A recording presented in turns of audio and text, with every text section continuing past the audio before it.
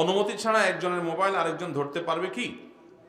অনুমতি ছাড়া একজন আরেকজনের মোবাইল এমনি টাচ করলো ধরলো, এই ধরাতে তো সমস্যা নাই, কিন্তু এখানে ধরা বলতে যেটা বুঝাইছেন সেটা হলো টিপাটিপি করা, ঘাঁটাঘাঁটি করা আর কি, তাই না? তো এটা অবশ্যই নাজায়েজ কাজ, এটা করা যাবে না। কারণ মোবাইল হলো আজকাল আমাদের সবার ভেতরের একরকম বলতে পারেন একটা আরেকটা কলিজা, ভিতরে একটা কলিজা আছে আর আরেকটা আছে মোবাইল সেট এর ভিতরে। তো এখানে মানুষের ব্যক্তিগত অনেক বিষয় আশয় থাকে যেগুলো একান্ত ব্যক্তিগত, সে চায় না আরেকজন দেখুক। তো মানুষের প্রাইভেসি নষ্ট করা ইসলামের দৃষ্টিতে এটা গুনাহের কথা, এটা কখনো জায়েজ হতে পারে।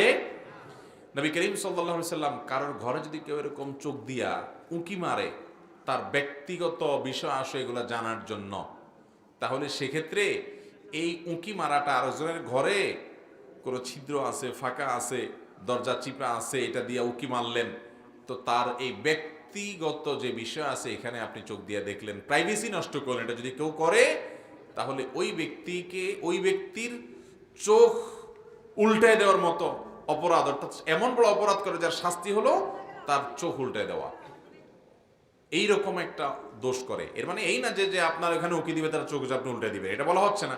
বোঝানোর জন্য যে অপরাধের মাত্রাটা এত বেশি যে ওই লোকের চোখ উফড়ে ফেলা উচিত, এত বড় অপরাধ সে করছে। এটা শুধুমাত্র অপরাধের মাত্রা বোঝানোর জন্য বলা হয়েছে, আবার চোখ উফড়াতে যাবেন না ভাইরা আমার। তাহলে আরেকজনের ঘরে উঁকি দেওয়া নিষেধ হাদিসে, এবং কোরআনে আল্লাহ তাআলা বলেছেন তোমরা যদি কারোর বাড়িতে প্রবেশ করো, অফিসে প্রবেশ করো, তাহলে সেক্ষেত্রে আগে অনুমতি নাও। আজকাল দুনিয়াতে মানুষ কত সভ্য হয়েছে, কত ভদ্র হয়েছে, কত স্মার্ট হয়েছে যে যাওয়ার আগে জিজ্ঞেস করে যে আমি কি আসতে পারি। এই শিক্ষা কোরআন দিয়েছে প্রায় 1450 বছর আগে। সেই যাযাবরের মানুষদেরকে আল্লাহ তাআলা তখনই তাদের মধ্যে কোরআন নাজিল করে এটা গোটা মানবতাকে শিক্ষা দিয়েছেন যে তোমরা কারোর বাড়িতে ঢুকলে অনুমতি নাও। কেন? কারণ হুট করে যদি ঢুকে যাও তার ব্যক্তিগত বিষয় আশয় আছে, সেগুলোর তোমার নজরে পড়তে পারে, সে কোনো অবস্থায় থাকতে পারে যেটা সে তোমার সামনে প্রকাশ করতে চাচ্ছে না, তার প্রাইভেসি নষ্ট হতে পারে। মানুষের প্রাইভেসিটা এত গুরুত্বপূর্ণ, এই জন্য দেখবেন অনেকে আছে আরেকজনের মোবাইল নিয়ে, পাসওয়ার্ড নাই হয়তো, সে টিপাটিপি করতেছে, গ্যালারিতে ঢুকতেছে, তার চ্যাট লিস্টে যাচ্ছে, এটা করছে সেটা করছে, এগুলো জায়েজ নাই। হ্যাঁ, কোনো বাবা তার সন্তানের মোবাইল চেক করতে পারেন, মা তার সন্তানের মোবাইল চেক করতে পারেন। কিসের জন্য? যে সন্তান কোন পথে যাচ্ছে না যাচ্ছে সে তদারকি করা তাদের দায়িত্ব, সেই জায়গা থেকে তারা করতে পারেন।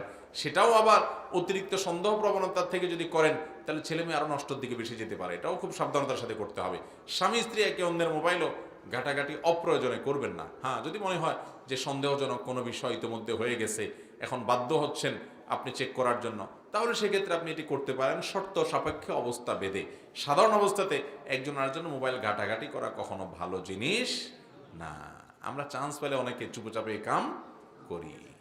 আল্লাহ আমাদেরকে এ ধরনের গুনাহ থেকে বেঁচে থাকার তৌফিক দান করুন।